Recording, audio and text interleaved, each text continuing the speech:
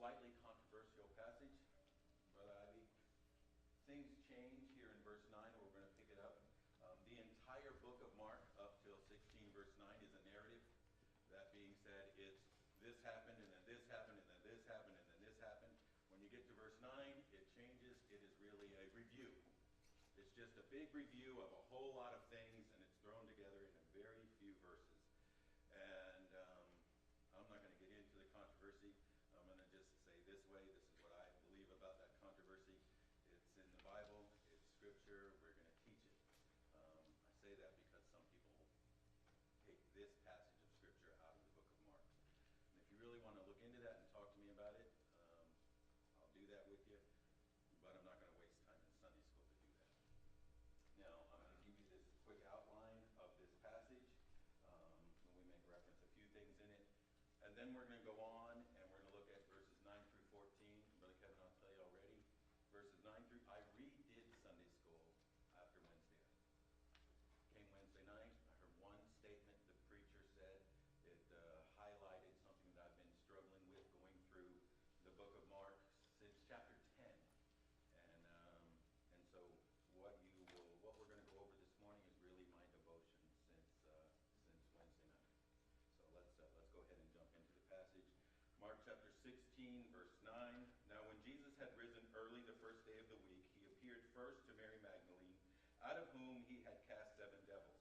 Now we don't even get that passage. We don't even know when that happened. We just know it happened because it says right here that's what happened. Brother Maddox, I believe that's probably where she met Jesus. He cast out 7 devils. We don't get that event in any of the Scripture. And she went and told them that had been with him as they mourned and wept. And they, when they had heard that he was alive and that he had been seen of her, believed not. After that he appeared in another form unto 2 of them, as they walked and went into the country. And when they told it unto the residue, neither believed they them. Afterward he appeared unto the 11 as they sat at meat, and upbraided them with their unbelief. Means he reprimanded them for their unbelief. He said, you were told, not to mention the fact that I told you, and here you're hiding in unbelief. Afterward he appeared unto the 11 as they sat at meat, and upbraided them with their unbelief and hardness of heart, because they believed not on them which had seen him after he was risen. Now let me just point this out. Brother Ivy, you know what you and I have to do? We have to believe the testimony of those who came before us. Understand what they were refusing to do is believe the testimony of those who had seen him before they did. This is a reprimand for unbelief. This is not just a little thing. Oh, he had to call out his friends. How do you become a Christian? You believe. How do we walk the Christian life? It's in faith. If it's not in faith, it's sin. This is a big rebuke.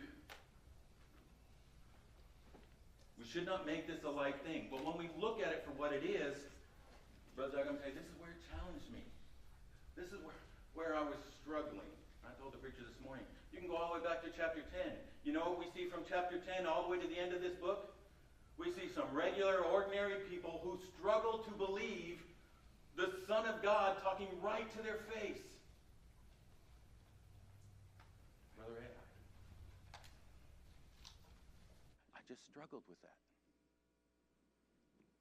So, we'll go quick outline, and then that's what I want to look at. First, you go through this passage, and this is the outline all the way through to verse 20. The beginning of this, we see 3 appearances. There are 3 appearances, begin there in verse 9. They end there in verse 14. First, he appears to Mary Magdalene, and we see how that ends. How does that end? Well, he appears to Mary, who didn't believe, and she goes to tell, and when she tells, the response to that is, then they don't believe.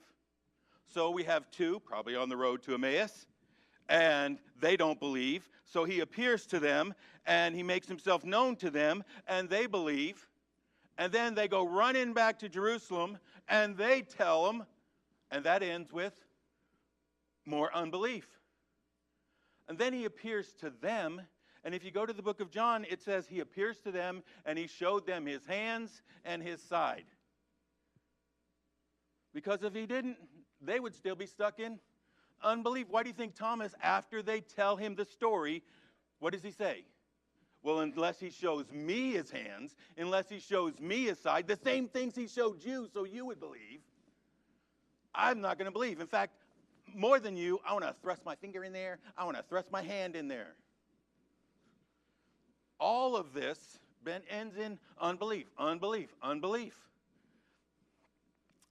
Then he shows himself, verse 14. We see the reprimand. Next section, verses 15 through 18, there's a task that is assigned. Go, preach. What's going to happen if you go and preach? The people are going to believe, you're going to baptize, and to help this out, let me give you some signs. Ready, Brother Fraser? I'm about to go through this whole passage in 3 minutes. Almost got the whole outline out. And then in 2 verses, he covers the entire ascension. Says, I'm going to go to heaven, but when I'm in heaven, I'm going to still be with you. Now, back to verse 9. This is my devotional on the matter. Because I really did struggle with these people who don't believe. And you know, all our life is supposed to be about believing, and because we believe, Brother Hank, you know what happens. If I believe all the things he's done for me, then I can't help but love him. Anybody who would do all of that for me, knowing who I am and what I think and all the mess that is Jeremy, then I've got to love him. And you know what happens if I love him? Then I will obey him. But what happens is we struggle with the belief. Now, Ray, I know I struggle with the belief because I don't always want to do the obey. And sometimes it's not the love. But these guys here, they're the apostles. They're told, and they're told, and they're told. I think they're told, and they're told, and they're told. You ever been told and told and told? They're told, and they're told, and they're told, and yet they still don't believe. And Doc, I just struggle with that. Then the preacher made this statement on Wednesday. And it wasn't even a big statement. It wasn't a conclusionary statement. It wasn't one of those thesis statements, which I think he's famous for. He simply just made the statement that when he talks about who built the temple, David had a heart after God. Why didn't David build the temple? Why was it Solomon? And this is what I heard, preacher. Oh, you're struggling just like me. We're struggling with unbelief, and we're struggling with disobedience, and we're struggling. Why do not these great men do great things? And the answer is because they're not great people. They're just ordinary people. I've grown up my whole life hearing this statement, ordinary people, extraordinary God. I hear that. Doc, it makes me want to say, amen, that's right. But that has never really registered here. I struggle with that all the time. Here in this passage, I should be seeing God's great work. And I'm going to run through quickly because I really want to get to this other part. But God's greatest work is right here, shown to us. And Brother Fraser, all I can think about is these men who keep failing. My focus is not on what he's done. It's on the apostles. Now, what is the great work? Well, verse 9, this is the resurrection day. Things are forever changed. I mean forever. All of creation has been looking forward to this point. Doc, before creation, he knew we were going to fall, right? There is not going to be any freedom, any real, forever freedom until this day. This day is here.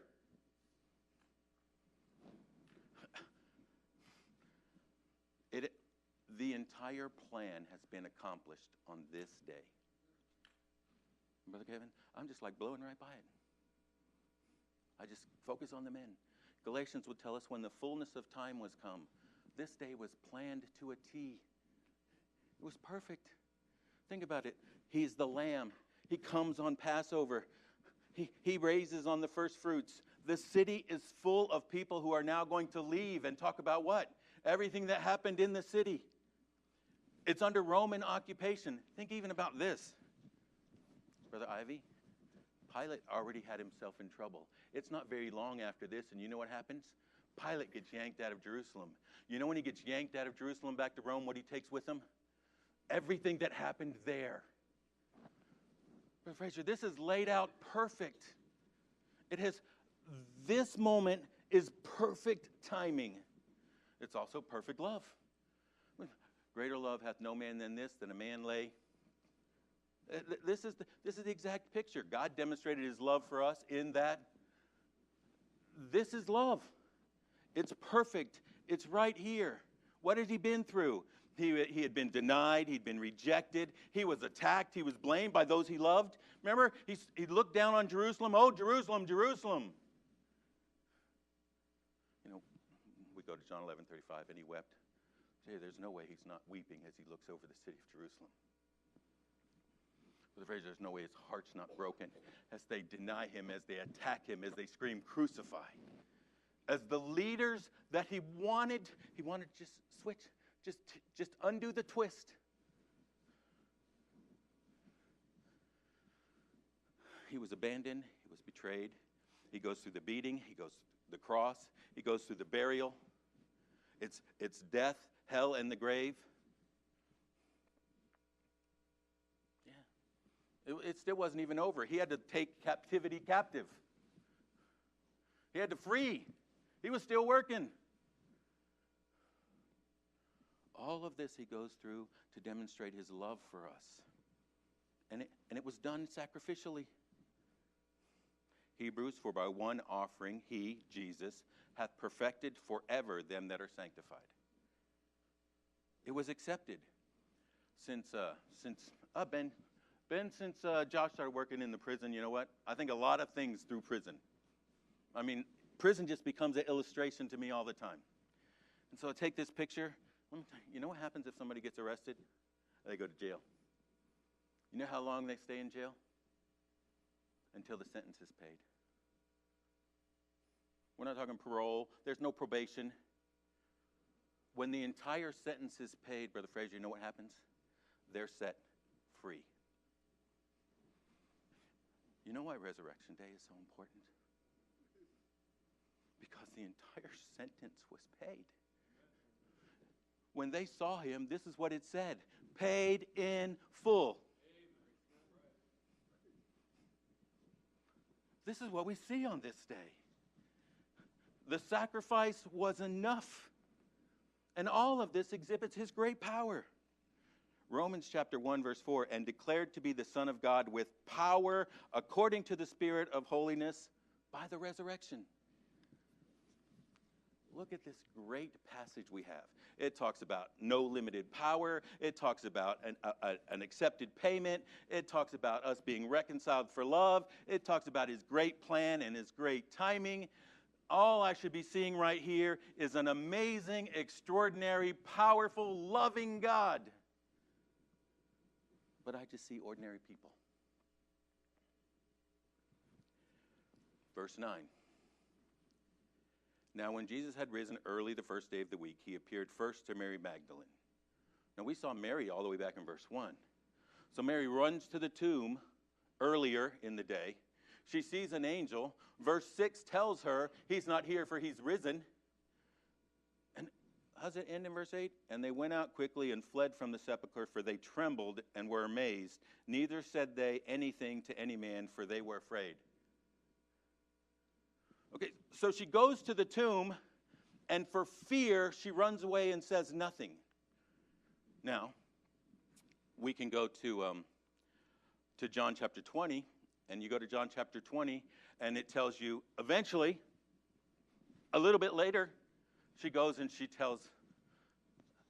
apostles, and she says, we went to the grave, and he's not there. They've taken him. Doc, she still didn't believe, okay? They've taken him. So, as the song says, John runs on ahead. Peter follows. He's not there.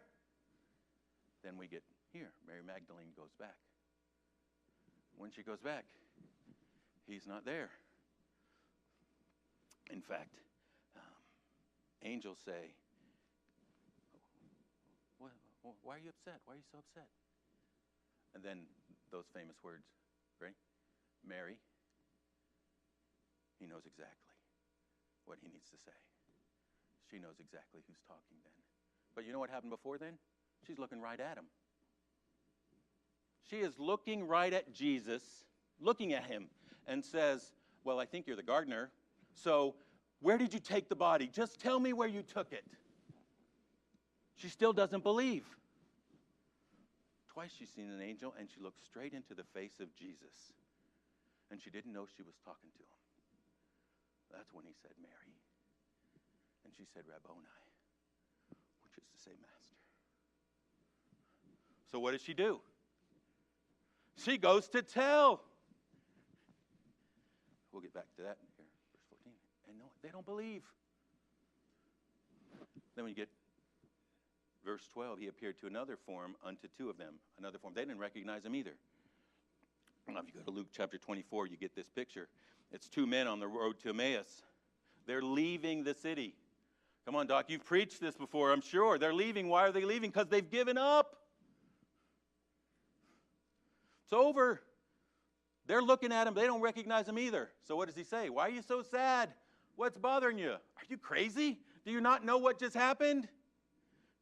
There was a great prophet, and our rulers and the chief priests, they delivered him to be crucified, and they killed him. Let me tell you, they know exactly what happened.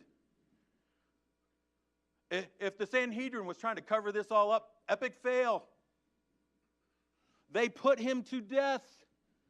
And we thought he was a deliverer of Israel. We thought, past tense. But what he is he's dead. And then they go on. There were certain women even, this is the third day, and he said on the third day, they know all these things. Brother Kevin, this is the third day. He said on the third day he said he was going to die, and he said he was going to be raised on the third day, but this is the third day. And even on this third day, there were certain women, well, we know which women, they went to the tomb, and he wasn't there, and the stone was rolled away, and they came back and they told the 11, and out of the 11, 2 ran, and he wasn't there. Still, you know what? They don't believe.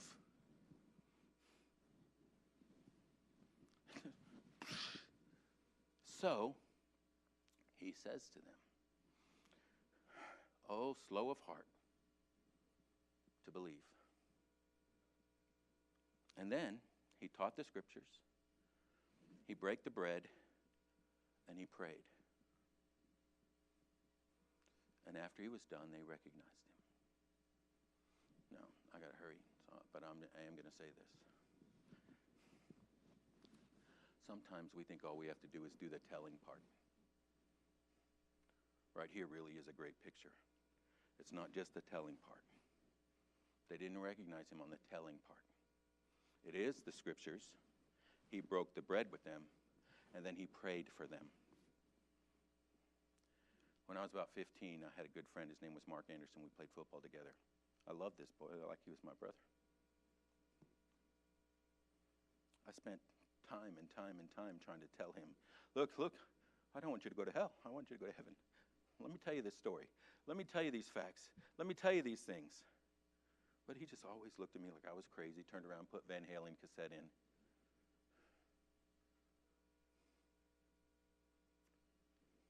Doc, I got so sneaky one time. I took Angie on a Sunday after she rode the bus, so you know she was dressed. Because I know, if nothing else, he'll pay attention to a pretty girl. I had all these pictures. I was going to make this happen. Miss Paul, I never made it happen. About 5 years later, I spent all my time doing. I didn't spend enough time praying for him.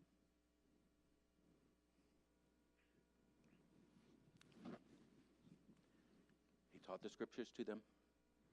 He broke the bread. It was after he prayed that their eyes were opened. All that tells me that really is all of salvation is God's work. When we realize it's God's work, you know who we'll go to get it done?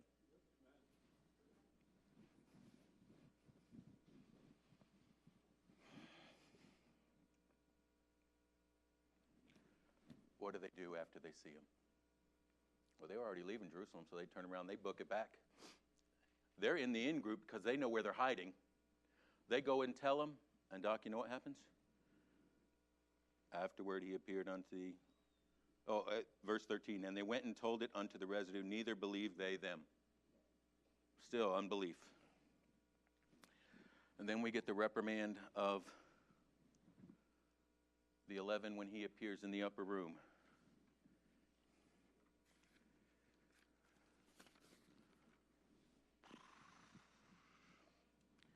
Eric, I know I had you put those verses, but I'm going to have to skip over some of this stuff.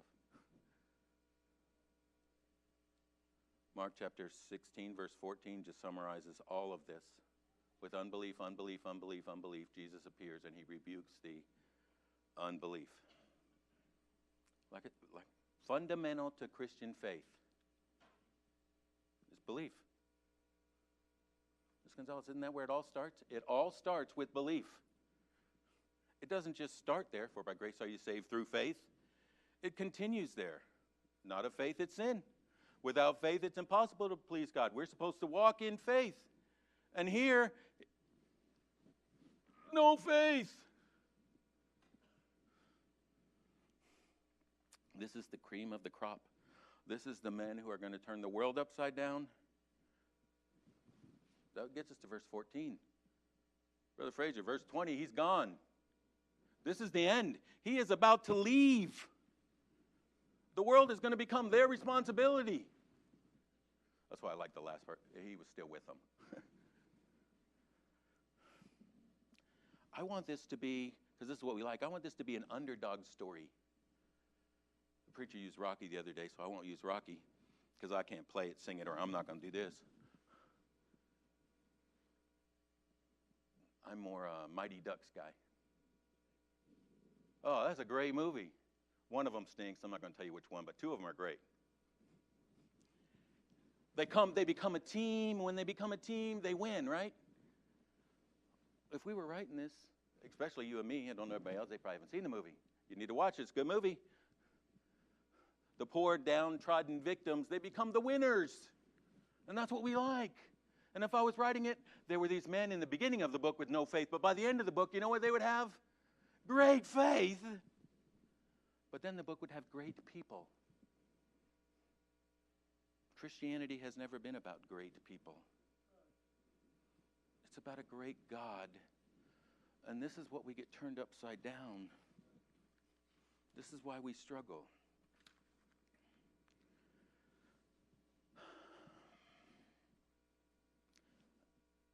Five things.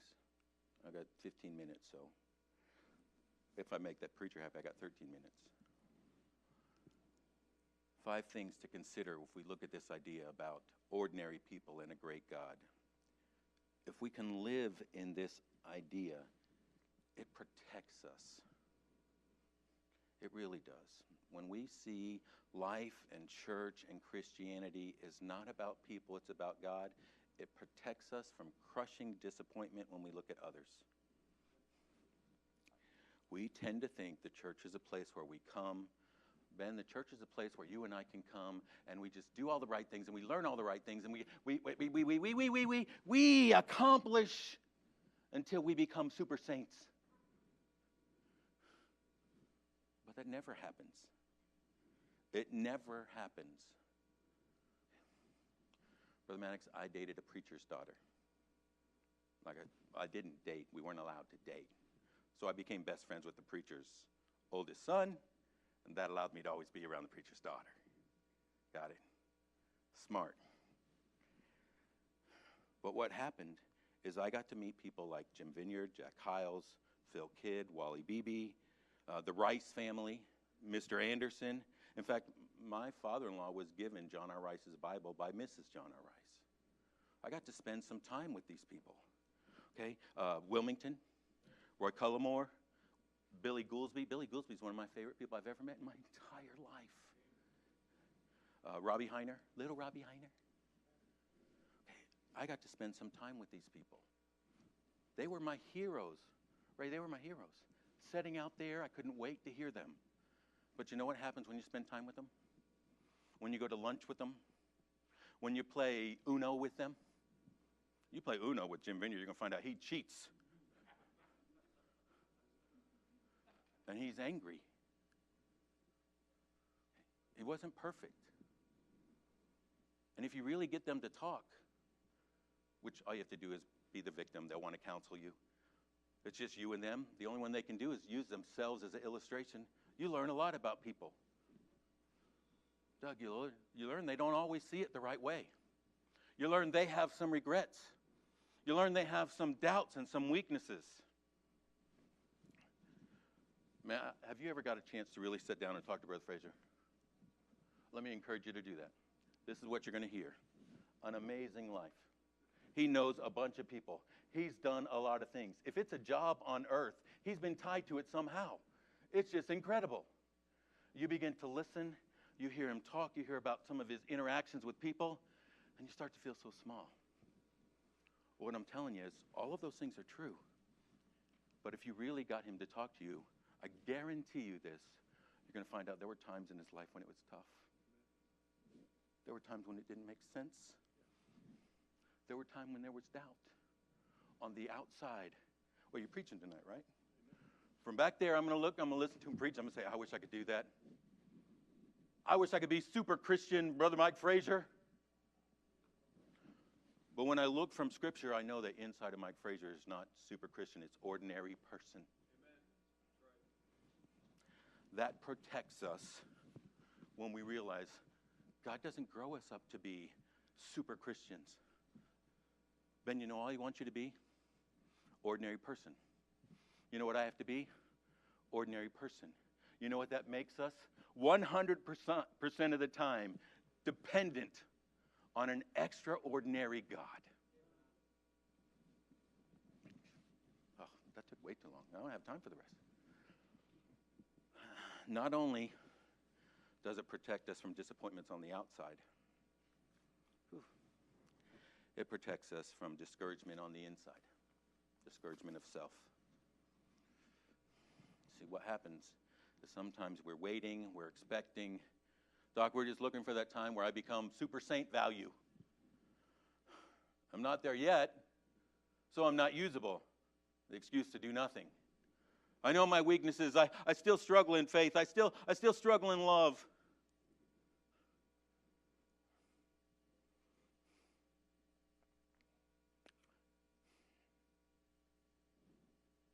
So, Doc, Brother Mike, I'm just not at your level yet. All things are common. The only thing that's uncommon is the God that lives inside of us. And the difference between today, tomorrow, yesterday is how much we're dependent on him.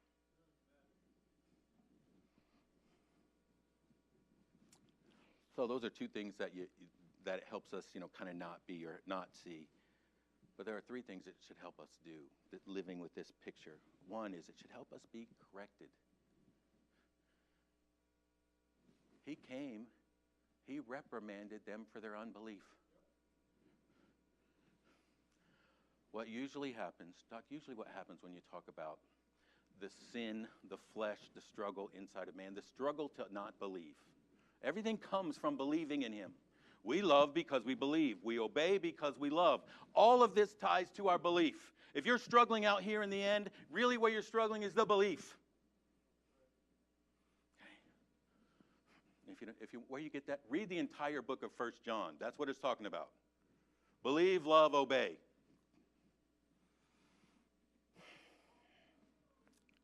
He comes and corrects them, and they're correctable. Usually, you talk about this, and what happens, and maybe I just think this is in the Baptist church because that's where most of the time I spend my time, but we are so flippant to say, I'm just a sinner, I'm still a sinner. Like it's the excuse to stay the same. Look, if you're in bondage to lust for 40 years, something's wrong. Is it a new heart? Are all things possible? When he tells us that we need to die daily to our flesh, we need to mortify the deeds of the flesh, is he asking us to do the impossible, something he won't help us with? All things are possible except this thing I've asked you to do. I won't help you there. If we struggle with self, if we struggle with things, if we struggle to love, after all, Justin, isn't the first and great commandment love and love?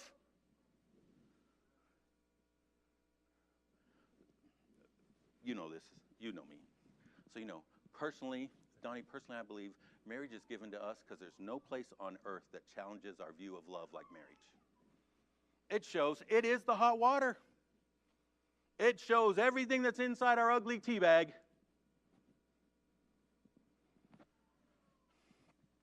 Justin, you have no idea how many times I'm listening to someone talk about their husband or their wife or their child. And it's never the offender who wants to talk. It's always the hurt one. Got it? I wish it was the offender because then they'd be wanting to be different. It's always the hurt one. And Brother Mike, you know, tell me this isn't true. It's always the hurt one, and what they're doing is they're coming to say, all right, we'll make it a she. Because I always pick on guys. Well, I'm a guy. So, you know, it's easier. I know me. It's easy to pick on guy. But we'll make it a she this time. So it's the guy coming to you. And she blew up. She got angry. She blah, blah, blah, blah. Okay, that's bad enough. But you know what happens? Because we don't want to grow. Because this whole thing, I'm a sinner. I'm just a sinner. Accept me as I am. So you know what they do? Now they pout. They double down. They justify the behavior. And you know what you and I, you know what we have to do? We have to say, in front of your kids, do you really want to justify wrong and evil and make it okay so you still look good instead of just repenting? Jim Vineyard. There is never a justifiable good marriage fight. Now you want to argue with that? Remember this. You're put together as one body. We can do this illustration every way you want to, but the church is one body. What does he say? Does the eye say, I don't want the hand? Does the hand say, I don't need the feet? No, it's one body. You find a way to respectfully help, encourage, uplift. That's what it's for. But you know what happens? No, she's going to double down on it. No. You got to be correctable.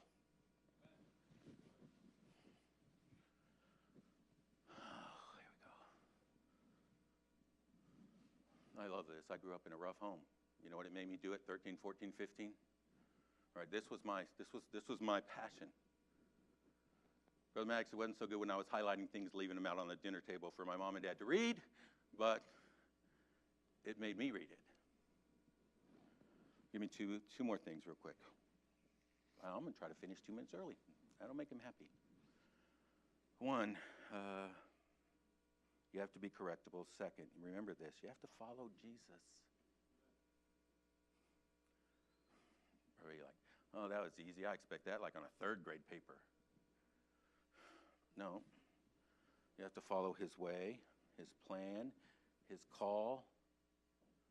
You know, we tend to think this way. Well, what can I do? What does Jesus want me to do? Dog, you know how backward that is? It's not what he wants us to do. It's not. Ms. Maddox, it's not what he wants us to do. It's what is he doing? Let me catch up to it. The entire book of Acts, okay? Somebody please, Brother Ivy, please find in the book of Acts for me, because this will just help me out so much. Find in the book of Acts where they had some master plan of what they were going to do. You see, first they were going to do this, and then they were going to do this, and that was going to work out this, and that was going to cause this. They didn't know what was going on. They spent their time saying, oh, over there, that's where he's working. Let me get there. Well, slow down. Let me catch up. Lord, what are you doing? Follow Jesus. That means it's not our plan. You know how many times we get upset because things don't go our way? This is not how it's supposed to be. Well, follow him. Follow him or lead, one or the other. Who's leading?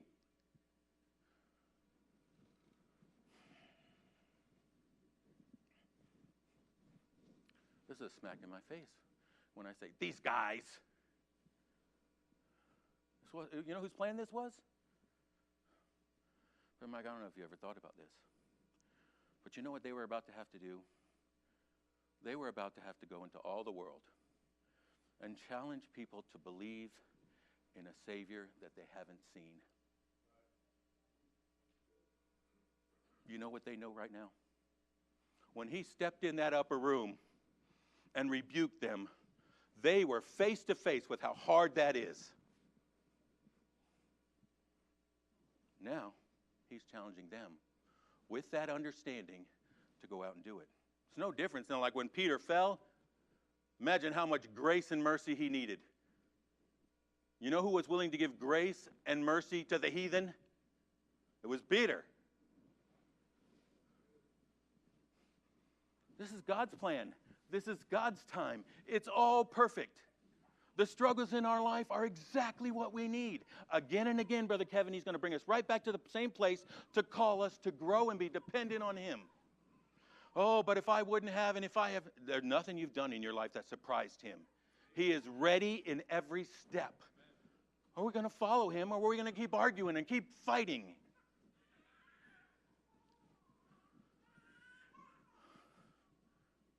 Fighting.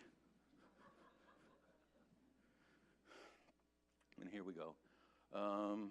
Eric, so I used one section of those verses I gave you. Give me 1 Corinthians.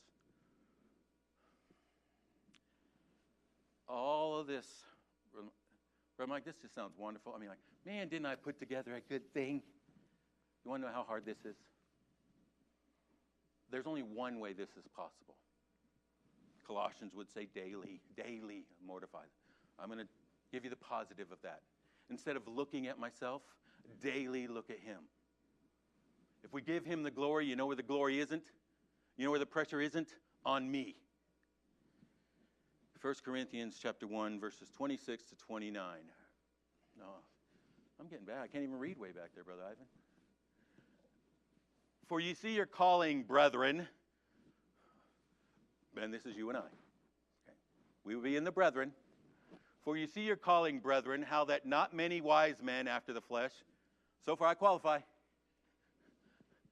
not many mighty, not many noble are called, but God hath chosen the foolish things of the wise of the world to confound the wise, and God hath chosen the weak things of the world to confound the things which are mighty, and base things of the world, and things which are despised God hath chosen, yea, and things which are not, to bring to naught things that are, that no flesh should glory.